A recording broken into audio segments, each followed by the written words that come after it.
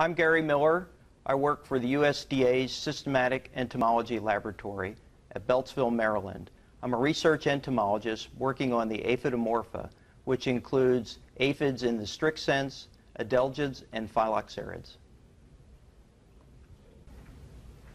In this section, we're going to go over AphID, or AphID, and this is a web page that has recently been posted, and it concentrates on the morphology and taxonomy of aphids, but it also narrows that concentration down to 66 of the most prolificous and/or cosmopolitan species of aphids.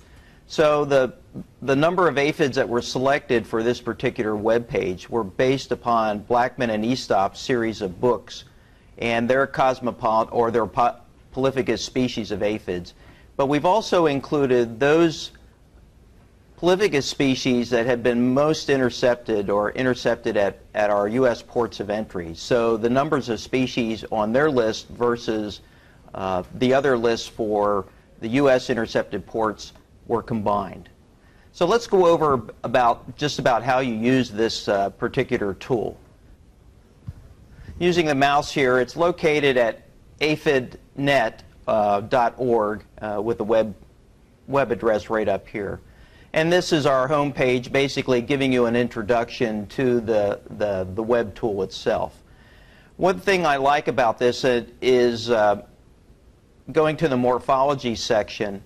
It has a section that not only includes an interactive glossary, and I'll get to that in just a second, but it also has important morphological characters or features that are carried or covered in the web tool for identification. So let's look at a couple of those different web pages because these are important. These are used in coordination with the web tool, but these can be used independently as well. Let's look at just the morph to get you started. And what we have here, I'm going to enlarge this a little bit. There we go.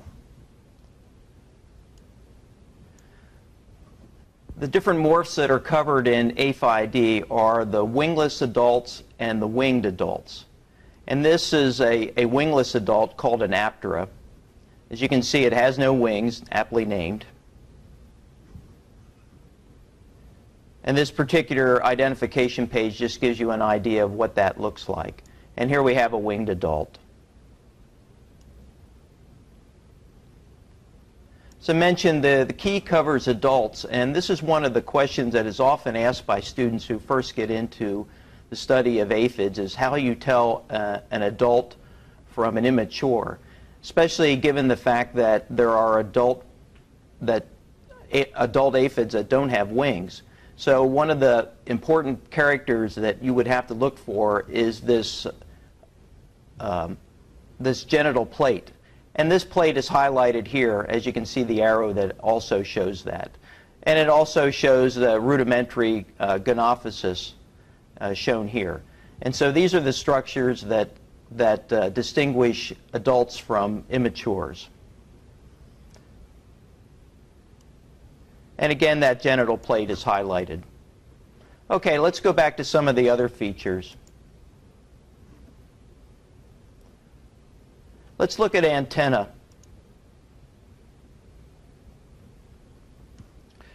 The antenna is an important structure. Often different aspects of the antenna are measured, and these are used for identification purposes. So when we talk about the antenna, you can see here the various segmentation is highlighted, as we see here. In this case, it's a 6-segmented antenna. The third antennal segment is often important, and why we have enlargements of these illustrations is because to the student you can see exactly what portion of that third antennal segment is measured if it calls for that measurement in the key.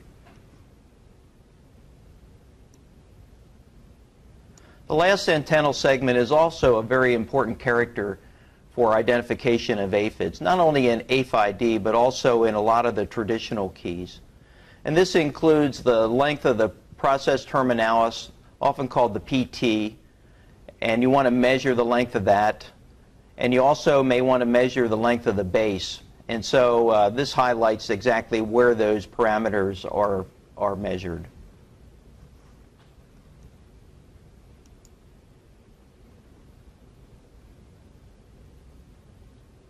Let's take a look at the antennal tubercle. Again, this is another structure that often comes up in the key and also in traditional keys.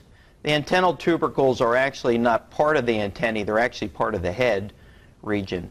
And these are highlighted here, pointing to these structures. In this case, this is a divergent antennal tubercle. There are usually 4 stages or 4 different kinds of tubercles. In this case, the specimen exhibits a parallel tubercle. And you can see that the inner surfaces are nearly parallel here and here. Antennal tubercles are differentiated in relation to the fronds, shown here. And this specimen exhibits converging antennal tubercles. You can see that they're actually more or less leaning towards each other, as highlighted here.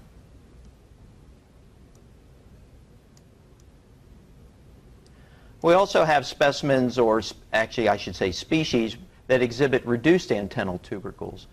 And this photograph shows a good example of that.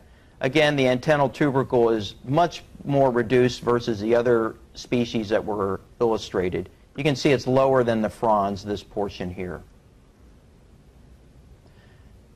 And then the last stage is or state is a case where the antennal tubercles are clearly absent, shown here.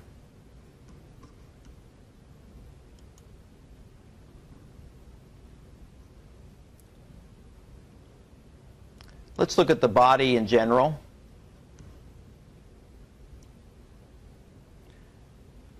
In aphidology, some authors will illustrate measurements in different ways in the sense that sometimes authors would talk about body length and include the length of the cauda. But in this particular web key, we define the body length as that part from the head to the very tip of the body. And this is just a general illustration of that measurement. And more specifically, we're measuring right here from the middle of the fronds, shown here. And then we go caudally to the tip of the abdomen, shown here. And body measurement does not include the cauda, which is this kind of surfboard-looking structure shown in this particular. Okay, in species where they don't exhibit a very large cauda, or it's basically not discernible, this shows you exactly how we're making that measurement, again from the tip of the fronds to the end of the abdomen.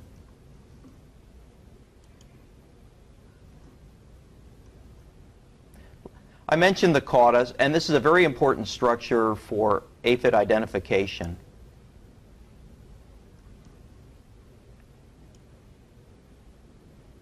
This is a sort of tail piece shown here. In this way it's shaped, some authors may call this tongue-shaped.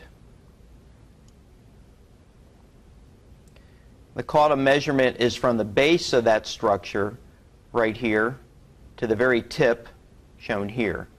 And then the width is measured at that base right across the basal portion, as shown here. Other structures in the cauda are also important for identification, and that is the number of the setae. And we've just highlighted some of those structures right along the lateral sides of the cauda.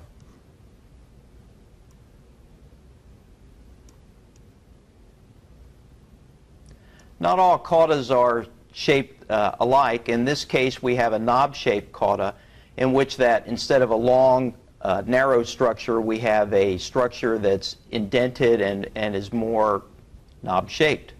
And this illustrates that. Here you can see the structure of that kind of cauda. And there are also dome-shaped caudas, and these are often confused with immature aphids, and that's why you have to look for that genital plate to separate the immature aphid from an adult aphid. And this shows one of these dome-shaped caudas that could be confused for an immature. Again, the measurement is from the base of that cauda, and you also may want to measure the length. Okay?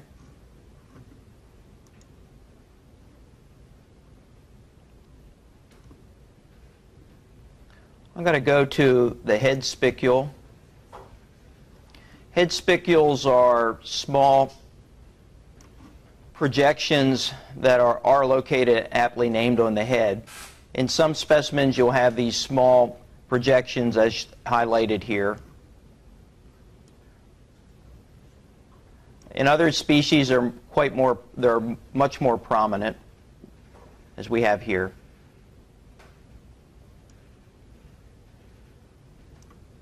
And in other species, the spicules are completely absent, and the head area is perfectly smooth, shown here.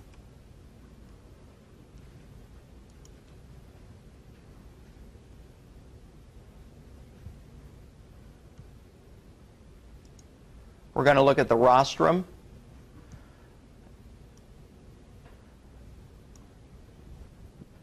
The rostrum is the feeding portion of the aphid. And an important part is the measuring of this ultimate rostral segment called the URS. And here we highlight exactly how that particular structure is measured from the anterior portion right to the tip. Sometimes the number of CD are also important as a diagnostic category. In this case, these are called accessory CD, as you can see here.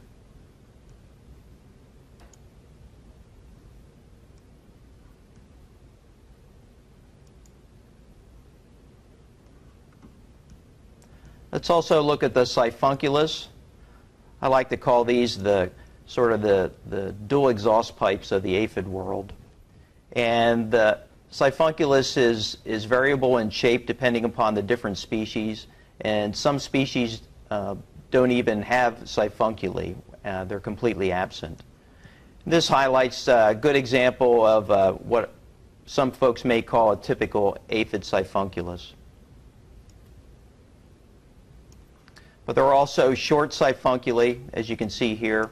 The length of those structures, again, are measured from the base to the very tip.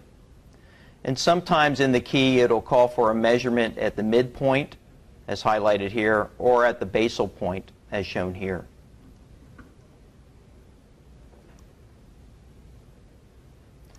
Sometimes the siphuncuли are swollen. In this case, you can see a constriction more basally where it's widening about halfway down through the length of the siphunculus. This is another example of a swollen siphunculus. Again, you'll want to measure, in this case it looks like the base is sort of at an angle, but you'll want to measure from this point, the furthest point, to the tip. And this again shows sometimes in the key it may say width at its widest point, and this would be the measurement parameter you would use in that case.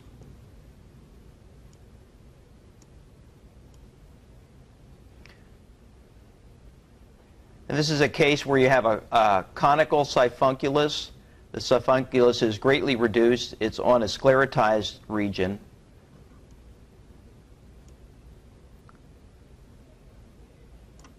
Here's a close-up of another species showing this sort of structure. And this shows you the parameters for measurement as well.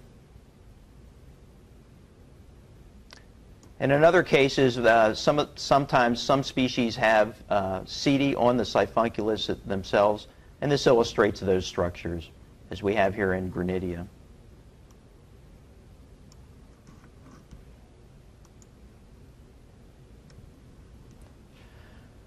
At the beginning, I mentioned one of the important features of AphID is the glossary. It's an interactive glossary, so let's go to that glossary and just give you some examples.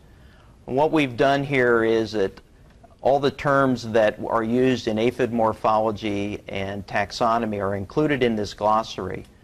And instead of just defining it with a word that may need further definition, what we've done in cases where the word within the definition needs explanation, we've hot linked that within the glossary itself. So in this case, for example, we talk about the abdomen as being the third main body region of the aphid, consisting of 8 segments. So if you want to know what we're talking about in segments, you can go right to the segment, and it talks about the definition of that structure. So we find this very useful, especially for the student who is in the AphID in the lucid key, to help explain what terms we're talking about and how they're being used. But this terminology is also useful in a traditional paper key, let's say, as well. It also has a nice index locator here in the top, so if you have a structure that starts with a, let's say, a C, you just click on that and it goes right to the alphabetical part of those structures.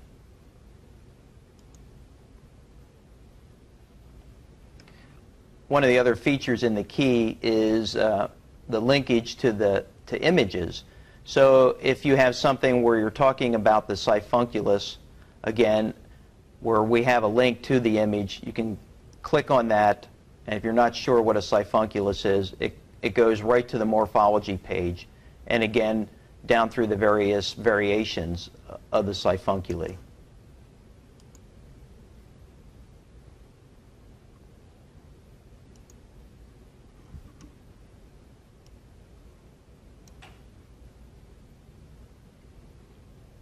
Let's go to fact sheets. I mentioned that we covered 66 species in this particular key, and each one of these species has an individual fact sheet. And these are very helpful to the student because, let's click on Acerthosyphum pisum, the pea aphid. So we have the fact sheet where we have the common name, and we include its distribution. Now we're talking about a lot of cosmopolitan species, so obviously a lot of these are going to be worldwide. And its various hosts, including all the different plant families that have been recorded. And we have a little bit on the economic importance of this particular species. And then literature references shown in here.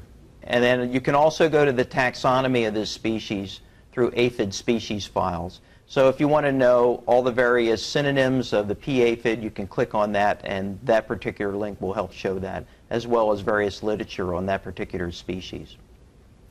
One of the features that I like to show students is the portrait gallery, so to speak. So the default for all the species in the fact sheets is the life button. And this shows just habitus pictures of the aphid in a natural situation. But what you may want to do is click on the All button. And so what this also does is it features all the variations of the aphid that are shown in the keys. So you can go to the habitus of the aptera, or the alate, head region, rostral, cauda, siphunculus. But if you just want to look at, let's say, abdominal region for this particular species, let me move down here so you can see how this sorts. Just click on abdomen, and then it's sorted just to the abdominal features. And then also, if you want to enlarge this particular, just click on that and it'll provide an enlargement.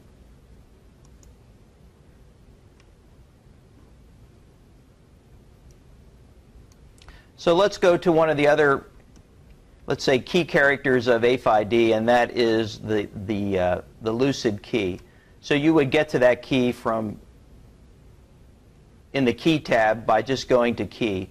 And I've preloaded this. And this is what the key would look like. So the lucid key needs a little bit of explanation before you can make this work, or maybe feel comfortable with making it work. This panel shows the lucid key itself. And what we have here are we have the entities that are available to us, in this case 132 entities. Then those would include both the Aptera and the alate of the 66 species that are available.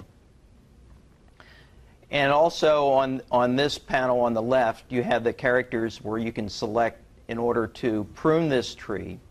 So what I'm going to do, if you're interested in doing this, you want to click on the filtered source, and that'll be evident here in a second. Let's go back to that. You can expand the various characters here. In this case, the thorax expands to leg characters and wing characters. Here's head characters, body characters, etc. So let's just try our first character. Let's say we have a specimen that has wings.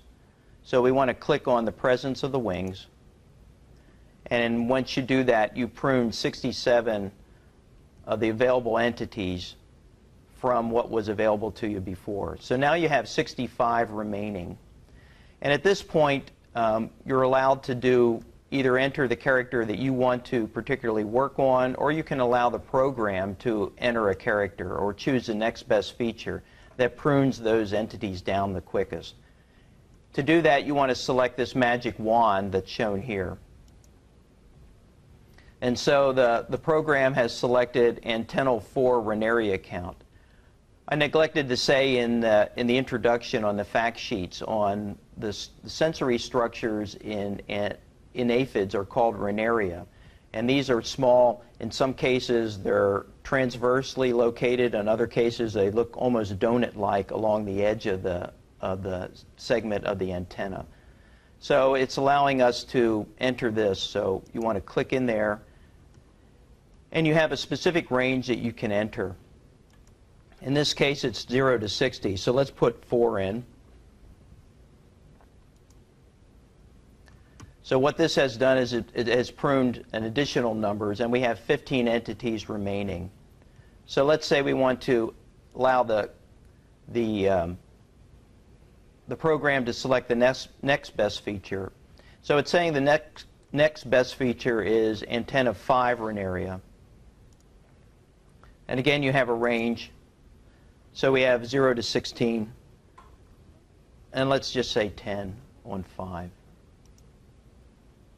And once you do that, you're down to one remaining entity. In this case, it's the Ceroplastes brasiliensis. Now, one of the checks that I always tell folks is to, even though you've come out to a single species remaining, you want to make sure you want to click on this note sheet, and this will take you to the fact sheet and show you Ceratapis brasiliensis, commonly known as a palm aphid. And again, we have the life form here, but because we're working in a microscope situation, you may want to show all the characters or all the pictures available to you. And because we had an alate, this is your time to look at this and do a visual comparison as to whether your species looks much like this. So even though the key may take you to this very quickly, obviously if your critter doesn't look like this, then you need to go back and reassess your characters, at least the ones that either the program has chosen, or you may go ahead and choose your own characters.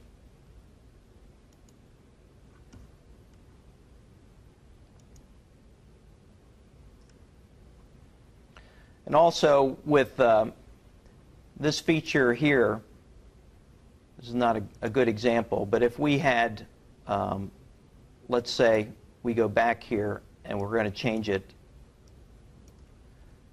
and let's say we only had 5 or 6 rather than the number we counted originally, we're left with 3 remaining entities. In this case, you can go back to the fact sheets and check those again, or you can click on this feature, which is the differences feature, and it'll show you the differences that'll separate these particular species from one another.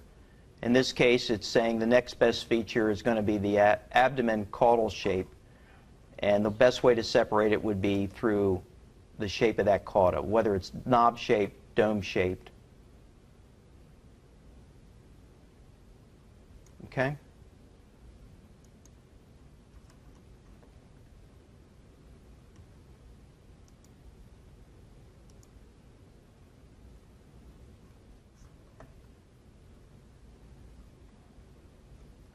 So I hope this exercise has been instructional for you to use AphID, and I think that maybe that this will be a good tool for making these identifications, and certainly it'll allow you to use the fact sheets to narrow down some of the descriptions, some of the illustrations, and make comparisons within the microscope.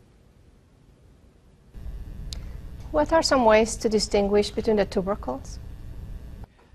So the ways to distinguish between the tubercles, I think this is a case where it's important to look at your specimen before you do your slide mounting through a dissecting scope. Sometimes the tubercles, especially when you get to points in the key where you're looking at converging tubercles or parallel tubercles or diverging tubercles, when you have your specimen in under a dissecting microscope, you're able to tilt that specimen up and actually see a little better, in some cases, whether those tubercles are diverging, parallel, or converging. And once the specimen is mounted on a microscope slide, sometimes that becomes evident too, but you always run into that problem that the specimen could be twisted slightly or slightly askew, and that presents a problem with the tubercles. So I would say, first off, make sure you take a look at your specimen. Obviously, if you've just collected it or if you received it, tilt that specimen in a petri dish or such that you can see the orientation of the tubercles, and then take a mental note or write it down, and then do your slide mount and keep in mind the orientation of those tubercles. And obviously, if you don't see any pronounced tubercles, if they're not bigger than the frons, that center portion on the head, and so that would be, you would mark that character as absent or not well developed. Do all aphids have siphuncules? So, do all aphids have siphuncules? One of the characters of an aphid is the presence of siphuncules, and to the general public and maybe not to the trained eye, that's a good character. But interestingly enough, there are aphids that don't have siphuncules, and there aren't many of them, but there are those species that character is not present. Can you have wingless adult aphids? So the presence or absence of wings in an aphid, if aphids have wings, they are adults. If they don't have wings, they can be adults. So the answer to that is you may have adult aphids that don't have wings.